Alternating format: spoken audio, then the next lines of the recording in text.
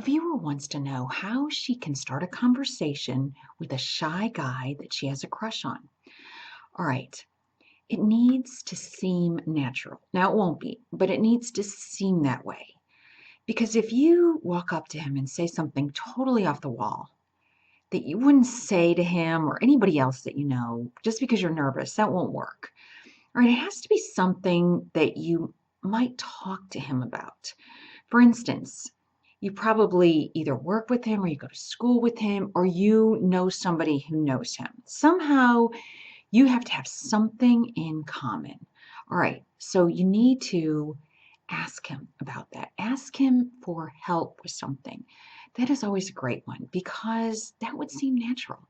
If you needed help with a work project, if you needed to know what to get a mutual friend for her birthday, or what do you think so and so would like?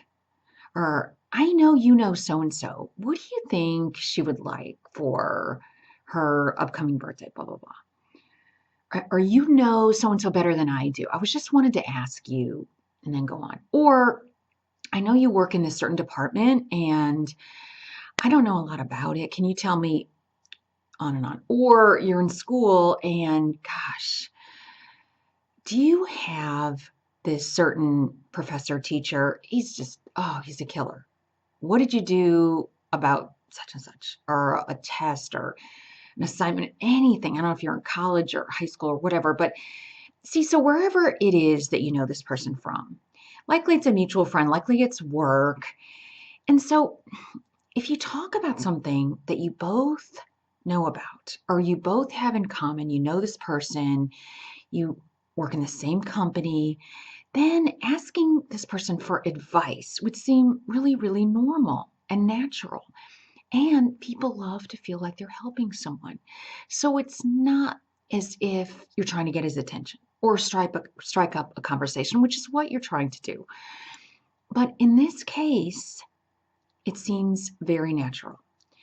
And he is probably going to talk to you a little bit more than he would if you just went up and said hi and you have nothing to say, or you asked him a yes no question.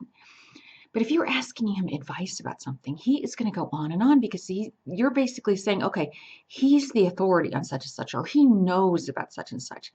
And that puts him in a position of, well, she thinks I'm knowledgeable about something anyway. You see what I mean? So already you're putting him in a good light. He thinks that he's helping you. And so that will help initiate more conversation. But here's the key. After he's given you this advice and you've chatted a little bit, don't go up to him again. Wait till he comes up to you and says, oh, yeah, how'd it go with the advice I gave you last week, whatever. But now, if he doesn't approach you again or in any way initiate conversation, you know what? I wouldn't try again because I know you say, okay, he's shy, he might not. He will. He will. If he's the least bit interested in you and you already had the nerve and the courage to walk up to him and ask for this advice, then he definitely will take the ball and run with it and come up to you. So that's the kicker here. You can't do it again. You do it one time only, and then the ball's in his court, and you'll know.